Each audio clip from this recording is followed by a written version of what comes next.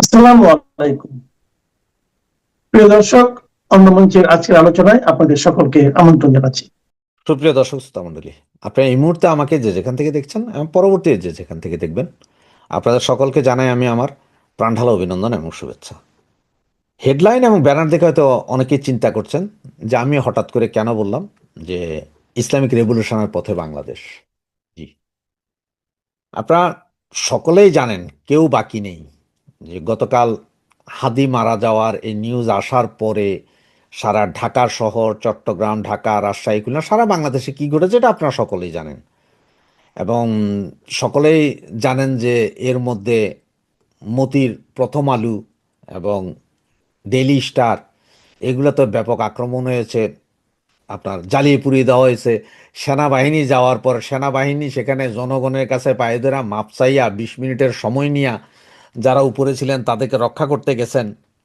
আজকে এখন আবার বিভিন্ন সাংবাদিক আইসা মুখে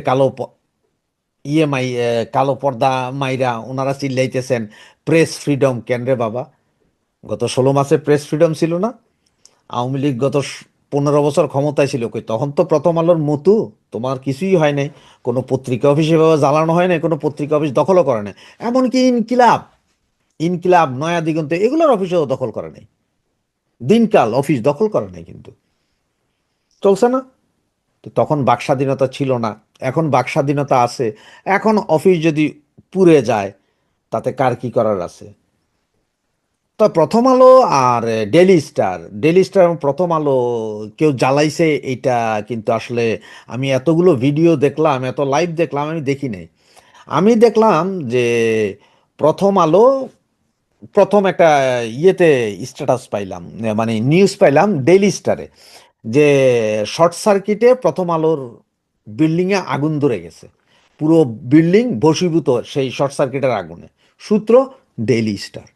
কতক্ষণ পরে দিয়ে যাবার প্রথম আলোর একটা নিউজ, সেটা কি, যে বিড়ির আগুনে কোনো একজন কর্মচারীর বিড়ির আগুনে ডেইলি স্টারও আগুন ধরে গেছে, আগুন ধরে বিল্ডিং ভস্মীভূত। সূত্র প্রথম আলো। তো সুতরাং পাবলিকের দোষ দাও কে? তোমরা তো নিজেদেরই শর্ট সার্কিট, নিজেদেরই বিড়ির আলোতেই নিজেদের বিল্ডিং জ্বালাইছো, ঠিক না? তোমরাই তো গর্ব করে বলেছিলে যে আওয়ামী লীগ চলে গেছে, শেখ হাসিনা চলে গেছে, প্রথম আলো রয়ে গেছে, আমি মতিউর রহমান রয়ে গেছি। হ্যাঁ, আর ওই যে লাল বিপ্লবী আরেকটারে কালকে যে থাপ্পড় সোয়ার দিল চুলটাই না, নুরুল কবিরা, আমার তো বড় ভাল লাগছে। এইসব বুদ্ধিজীবীরা মাইর খাওয়া উচিত। ছায়ানট ভাঙিয়া দিছে, এটা ভাঙিয়া দিছে, ঠিক আছে। আর 32 নম্বরের ভাঙা বাড়ি, এইটা নিয়ে দেখেছি কিছু ওই ছাত্রলীগ বা আওয়ামী লীগ করে পোলাবে না, 32 আবার আঙ্গুল, 32 আরে হারামজাদারা, ওটার আছে কি? ওটার বাকি যা আছে ওইটি ভাঙ্গা ওইখান থেকে দরকার হয় কোপায়া মাটি লইয়া যাও গা। কোনো সমস্যা নাই ভাই, আপনাদের যা যা ভাঙার যা যা ইয়ে করার আপনারা সব করেন ভাই, কোনো সমস্যা নেই। আপনারা করতে থাকেন, এটা পাবলিকও দেখতে চায় যে আপনারা নতুন কিছু আনতেছেন। এই যে কালকে একটা হিন্দু লোকরে সম্ভবত মাইরা বা মারার আগে জিন্দাই তারে গাছে ঝুলাই আগুন জ্বালাই দিছেন। আজকে তার বাপ মা ভাই বোন যেগুলো আছে ওরা কইতেছে আমার ছেলে তো বাটন ফোন চালায়। তো অশিক্ষিত একটা পোলা চালায় বাটন ফোন, বাটন ফোন চালায়, সে আবার ফেসবুকে কোথায় নবীজির ইয়ে করলো, যে ওটা বাটন ফোন চালায়, এটা একটা অবাস্তব জিনিস যে বাটন ফোনে আবার ইন্টারনেট থাকে ভাই, এইটা আমি জীবনে শুনিনি। তো হাদি ভাই মারা গেলেন, হাদি ভাই মারা যাওয়ার পরে রিয়েকশন যা হবে বা কি হবে এগুলো গত 4 দিনের ভিডিও তো বলছিলাম। 12 তারিখ থেকে বলতেছিলাম যে হাদিকে এখানে ওই আওয়ামী লীগ ওই অমুক তমুক মারে নাই, হাদিকে মারছে ইসলামিস্টরা, এটা আপনাদের বারবার বলতেছিলাম। এবং এটাও বলছিলাম আমি যে মারার পরে দেখেন শুক্রবারে কি হয়, শুক্রবারে এরা বিশাল আক্রমণের চিন্তা ভাবনা আছে। তো ঠিক করে দিল। তো এখন আপনার মনে হয়, ভাই শুক্রবার কই গেছে, এটা তো বৃহস্পতিবার রাতে, আরে বৃহস্পতিবার রাতে 12টার পরেও চলছে, শুক্রবার আইসা গেছে, 24 ঘন্টা আগ পিছ হয়েছে। যেটা হয়তো আমি বলছি শুক্রবার, সেটা তো আর একদিন আগে করে দিছে। ইন্ডিয়ান এম্বাসিতে আক্রমণ হবে বারবার বলছিলাম আপনাদের, আক্রমণ হয়েছে। এবং চিটাঙেরটা আক্রমণ হবে এটা আমি কিন্তু বারবার বলছিলাম, হয়েছে। এবং আপনারা দেখেন কালকে চিটাঙে ইন্ডিয়ান এম্বাসিতে আক্রমণ হওয়ার পরে যাদের ধরে নিয়ে গেছে, সেইখানে সেসব ছেলেদেরকে দেখতে গেছে কে? মুফতি আজহার। এই যে আমি ছবিটা দিয়ে দিছি দেখেন, মুফতি আজহার সেখানে দেখতে গেছে এবং সেখানে স্ট্যাটাসটা দেখছেন। ওই মুফতি আজহারের এক ছাত্র লিখছেন যে আগামীকাল ভোরের ভিতরে একটা নিউজ, ভালো নিউজ আসবে। তার মানে মুফতি আজহার গেছে ওদের ছাড়াই নিতে। সুতরাং ভারতীয় এম্বাসিতে আক্রমণ করছে, এতে আমার কোনো দুঃখ নাই ভাই, ভারতীয় এম্বাসিতে আক্রমণ করলে আমার কি। বরঞ্চ আমি তো বলি যে ভারতীয় এম্বাসিতে আক্রমণের কি দরকার, পুরো ভারতীয় এম্বাসি সব জ্বালাই দাও, বাংলাদেশে কোনো ভারতীয় এম্বাসি থাকবে না, সমস্ত দোকান থেকে ভারতীয় প্রোডাক্ট বাই করে জ্বালাই দাও, আমার কোনো সমস্যা নেই। পুরা ভারত বাংলাদেশ বর্ডার এরিয়াতে পুরা 20 ফিট দেওয়াল তুলে দাও উপর করে, ওই যে ইসরায়েল আর প্যালেস্তাইনের মধ্যে যেরকম দেওয়াল আছে এরকম দেওয়াল তুলে দাও, পয়সা লাগলে আমরা দিব, তুইলা দিয়া ফুল ব্লক করে দাও, ভারতের লাগে আমাকে কোনো সম্পর্ক রাখা যাবে না। আমরা ভারতের কোনো কিছু চাইও না, আনবো না, খামো না, দামও না, বন্ধ করে দাও। এবং এইটা করা উচিত আমার মনে হয় আর কি। সুতরাং ভাই ভেজাল কমবে, আমার কথা হচ্ছে ভেজাল কমান, আপনারা যা যা ভাইঙ্গা যা যা ব্লক করে ভেজাল কমাইতে পারেন ভেজাল কমান, পাবলিক শান্তিতে থাক। তো আবার আসি সেই ইসলামী বিপ্লবের কথা। এই মুহূর্তে যা খবর পাওয়া যাচ্ছে, আজকে ভোর 9টার পর থেকে হেফাজতের আমির, তারপরে আপনার চরমনায়ের আমির, আরও ইসলামিক দলগুলোর আমিরদের সাথে যোগাযোগ হচ্ছে। যেহেতু জামাত নাই, কারণ জামাত নেতা কিন্তু বুঝে গেছে এনে কিছু একটা করবে, কারণ পিছন থেকে তো ঘটাইতেছে জামাত। এই জন্য ধরি মাছ নাচুই পানি পরিষ্কার থাকার জন্য উনি কিন্তু চলে গেছে কোথায়, লন্ডনে, এখন লন্ডনে আছে।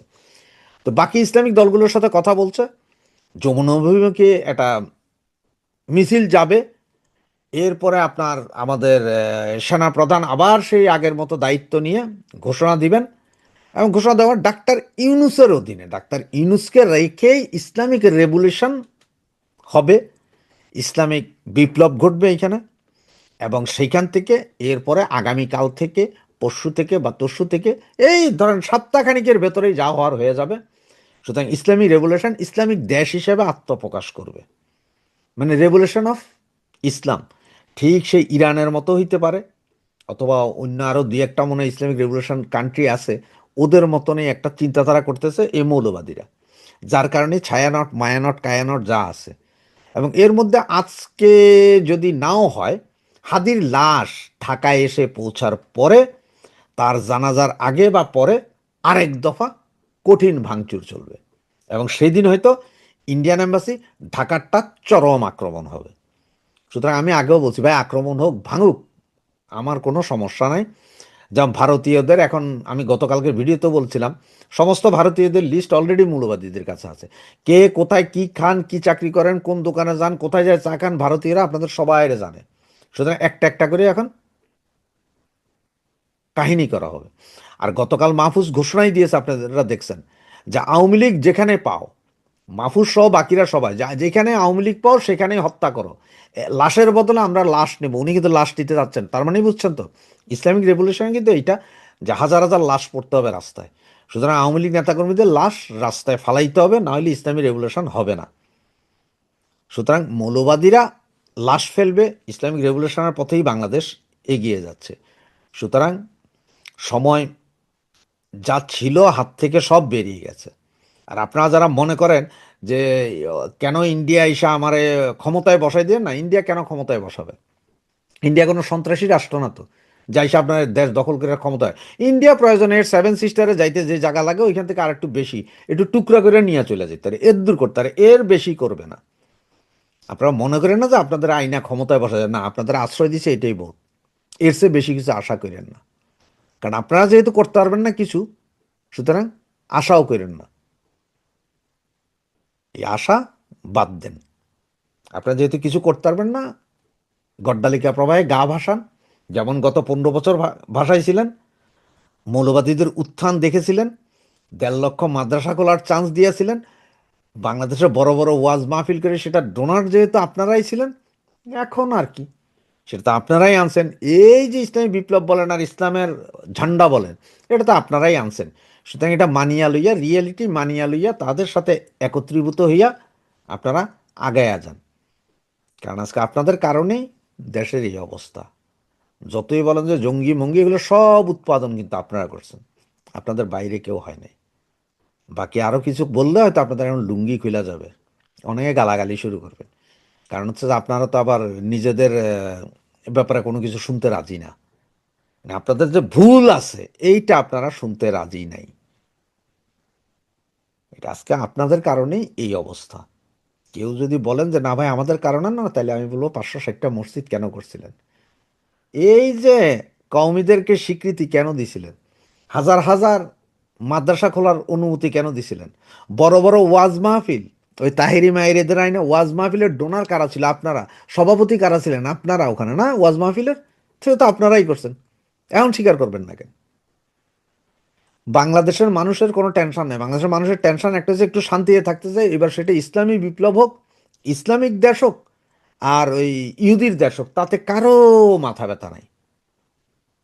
তাতে ওনাদের কারো মাথা ব্যথা নাই। বাঙালির মাথা ব্যথা নেই। বাঙালি চুপচাপ তো কইরা যান আপনারা যা ইচ্ছা। সুতরাং এই মৌলবাদীরাও বুঝা গেছে এটা। যতই কাউ কাউ রাও রাও করেন, কোনো কাজ হবে না। ওনারা ইসলামিক রাষ্ট্রই ঘোষণা করতে চলছে আগামী 1 সপ্তাহের ভিতরে। এই ফয়সাল করিম দাউদ কি একজন প্রফেশনাল শুটার? অথচ পত্রিকায় তার যে পরিচয় বেরিয়ে আসছে সেখানে জানা যাচ্ছে যে এই ব্যক্তির একটা আইটি ফার্ম পর্যন্ত ছিল। একজন প্রফেশনাল শুটারের বাবা মা ভাই বোন এরকম আত্মীয় স্বজন পরিবার পরিজন খুঁজে পাওয়া কি এত সহজ হওয়ার কথা? এবং তিনি কি সত্যি এমন একটা হত্যা প্রচেষ্টার পর তার বাবা মায়ের সঙ্গে দেখা করতে যাবেন? মানে যেটা এখন পত্রিকায় পড়ছি যে তারা বলেছেন যে তারপর বাবা মা তাদেরকে পালিয়ে যেতে সাহায্য করেন। এমন ঘটনা কি একজন প্রফেশনাল শুটারের ক্ষেত্রে ঘটবার কথা? বাংলাদেশে ওসমান হাদির ওপর গুলির ঘটনার পর 1 সপ্তাহ পার হলো। গত শুক্রবার ওসমান হাদিকে দিনে দুপুরে প্রকাশ্যে জুম্মার নামাজের পর তিনি রিকশা দিয়ে যখন যাচ্ছিলেন, তখন বিজয়নগরের বক্স কালভার্ট এলাকায় মোটরসাইকেল আরোহী 2 জন যুবক এসে একজন যুবক তার দিকে গুলি ছোড়েন। ওসমান হাদি গুলিবিদ্ধ হওয়ার কিছুক্ষণের মধ্যেই সরকারের একজন উপদেষ্টা, প্রভাবশালী উপদেষ্টা, সংস্কৃতি উপদেষ্টা মোস্তফা সরোয়ার ফারুকী স্ট্যাটাস দিয়ে বলেন যে ওসমান হাদিকে একটা ভারতীয় নাম্বার থেকে বহুবার হুমকি দেওয়া হয়েছিল। আজকের হামলা সেই উদ্বেগকেই আরো স্পষ্ট করে দিল। মোস্তফা সরোয়ার ফারুকী অবশ্য তার ফেসবুক স্ট্যাটাসে জানান না যে কিভাবে তিনি জানলেন যে একটা সুনির্দিষ্ট ভারতীয় নম্বর থেকেই ওসমান হাদিকে বারবার ফোন করে হুমকি দেওয়া হচ্ছিল, এবং সরকার কেন এখন সেই নাম্বারটি, মানে যদি উপদেষ্টা জেনে থাকেন, তিনি কি বাংলাদেশের আইন শৃঙ্খলা রক্ষাকারী বাহিনীকে জানিয়েছিলেন যে এ বিষয়ে গুরুত্বের সঙ্গে ব্যবস্থা নিতে হবে? তার কাছে কি সেই নাম্বার আছে? ওসমান হাদির ফোন খুঁজলে তো সেই নম্বরটি পাওয়ার কথা। সেই বিষয়ে কি কোনো অনুসন্ধান জানানো হয়েছে? এর আগে শেখ হাসিনার বিচারের রায়ের আগে 14ই নভেম্বর কিন্তু ওসমান হাদি একটা স্ট্যাটাস দিয়ে লিখেছিলেন যে 30টি বিভিন্ন দেশের নাম্বার থেকে তার কাছে টেক্সট আসছে, কল আসছে, যেখানে তাকে হত্যার হুমকি দেওয়া হচ্ছে, তার পরিবার পরিজনের ওপর নজর রাখার কথা হচ্ছে, তার পরিবারের সদস্যদের বিরুদ্ধে হত্যা, ধর্ষণ এসবের হুমকি পর্যন্ত আসছে। কিন্তু মোস্তফা সরোয়ার ফারুকী যে একটা ভারতীয় নম্বরের কথা বললেন, সেটা তিনি কিসের ভিত্তিতে বললেন? ওসমান হাদির ওপর গুলিবর্ষণের 24 ঘন্টা পার হওয়ার আগেই ইন্টারনেটে প্রাপ্ত তথ্যাবলী বিশ্লেষণ করে এবং ওসমান হাদির ইনকিলাব কালচারাল সেন্টারের সিসিটিভি আর ওই যখন গুলি চালানো হয়েছে সে সময়কার সিসিটিভি ফুটেজ সহ নানা প্রাপ্ত তথ্যাদি বিশ্লেষণ করে একটি ফ্যাক্ট চেকিং প্রতিষ্ঠান দ্য ডিসেন্ট এবং যুক্তরাজ্য প্রবাসী আল জাজিরার সাংবাদিক জুলকারনাইন সায়েদ তারা মিলে বের করে ফেলেন যে ওসমান হাদির ওপর যিনি গুলি চালিয়েছেন তিনি একজন ছাত্রলীগ কর্মী, ছাত্রলীগের এক নেতা, এবং সেই ব্যক্তিটি ফয়সাল করিম দাউদ নামের এই ব্যক্তিটিকে ইউনূস সরকারের আমলে শেখ হাসিনার পতনের পর এই ছাত্রলীগ নেতা নভেম্বর মাসে অস্ত্র সহ ডাকাতি করতে গিয়ে আদাবরে এক প্রতিষ্ঠানে ধরা পড়েছিলেন এবং অস্ত্র সহ ডাকাতির অভিযোগে তাকে ধরবার পরেও তিনি 1 মাসেরও কম সময়ে জামিন পেয়ে যান।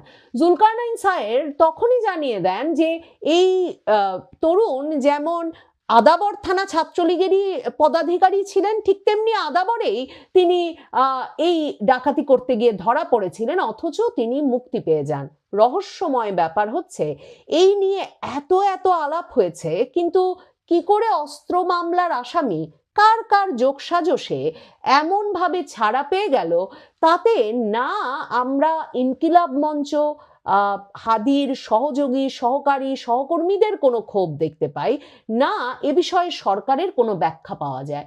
সরকারের তরফ থেকে ডক্টর মোহাম্মদ ইউনূস বিজয় দিবসের জাতির উদ্দেশ্যে ভাষণে যেমন আগেও বলে রেখেছিলেন যে তিনি সর্বোচ্চ গুরুত্বের সঙ্গে ওসমান হাদির হত্যা প্রচেষ্টাকারীকে ধরবার নির্দেশ দিয়েছেন, কিন্তু হত্যা প্রচেষ্টাকারী দুই যুবকই, মানে যে মোটরসাইকেল চালাচ্ছিল সেও এবং যে গুলি চালালো সেই ফয়সালও, দুজনেই শুক্রবার রাতের মধ্যেই সীমান্ত পাড়ি দিয়ে ভারতে পৌঁছে গেছেন।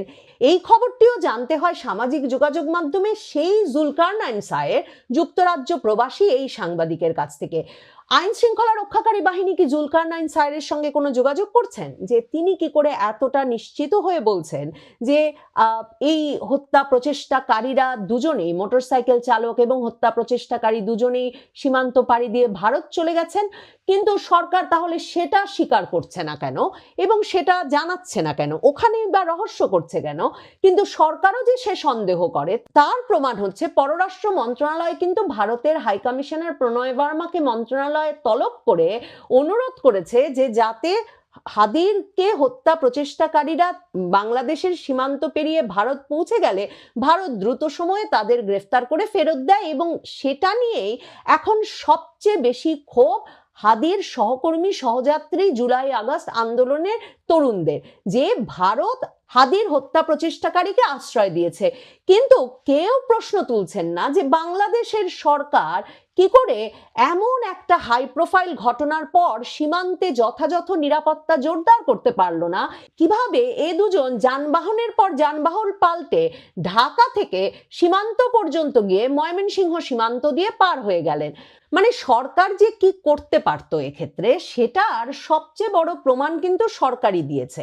যখন জানা গেল, একেবারে নিশ্চিত করে জুলকারনাইন সায়ের বলছেন যে তিনি নিশ্চিত, তিনি একেবারে শতভাগ নিশ্চিত যে হত্যা প্রচেষ্টাকারী দুজনই ভারত পালিয়ে গেছেন, তখন সরকার অবৈধ পথে ভারতে পালিয়ে যেতে সহায়তার অভিযোগে দুজনকে গ্রেফতার করেছেন। এ দুজন রীতিমতো হালুয়াঘাট, ধোবাউড়া, শেরপুর এলাকায় সীমান্ত দিয়ে অবৈধ পথে লোকজন এবং মালামাল পারাপারের সিন্ডিকেটটা নিয়ন্ত্রণ করে সেই অভিযোগে, মানে পুলিশের কাছে তার মানে এখন রীতিমতো খবর আছে যে ওই সীমান্ত দিয়েই পাড়ি দিয়েছে। কিন্তু সরকার এখনো স্বীকার করছে না যে হাদির হত্যা প্রচেষ্টাকারীরা পালিয়ে গেছে, যে কারণে পুলিশ কিনা হালুয়াঘাট, ধোবাউড়া, শেরপুর এলাকার সীমান্ত দিয়ে যারা পারাপার করেন সব সময় এবং যারা ওই সিন্ডিকেট নিয়ন্ত্রণ করেন ওই দুজনকে গ্রেফতার করে এনেছে।